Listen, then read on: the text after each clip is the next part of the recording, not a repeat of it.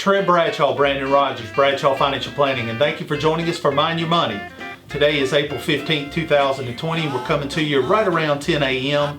We wanted to bring you a market update. A couple things we're going to look at today. We're going to review the economic data.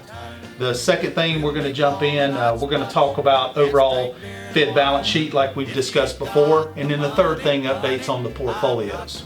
If you've got the money, honey, I've got the time. If you've got the money, I've got the time. We'll go honky-tonk and then we'll have it. So let's jump right in. The first chart we want to look at is the Bank of America provision for credit losses. As you can see from this chart, they reported earnings this morning, obviously came in lower than expected, but they have built up the loan loss reserves to an unprecedented amount. They're obviously looking to potentially have issues with mortgage payments being made, and Bank of America wants to take those proactive steps to make sure they've got the loan loss provisions there ready to go if needed. The second chart we're going to look at is wrapped around the manufacturing index. That also was a data point that was reported. It's one of the most important data points that we follow in helping us make decisions on the portfolios, but it came out at negative 78.2 this morning. That is the largest drop that we've seen in decades.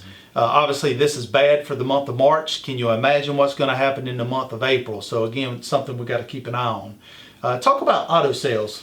Yeah, with auto sales, again, you'll see the trend that we're showing here is just like this steep drop-off. With auto sales, obviously, to no one's surprise, everybody's not going out and buying cars right now. So auto sales have dropped off significantly. So again, just another sector we're taking a look at and monitoring from that end. But you know, this is really what's driving. We'll look at this next chart, and it's the Federal Reserve is just really throwing money and everything they can at this problem. And here you see a picture of Jerome Powell sitting there as kind of a superhero, as Buzz Lightyear. So you know, anytime something negative happens out there, Fed comes in and starts putting in money. You can see it started around March 23rd when we had a bad jobs number.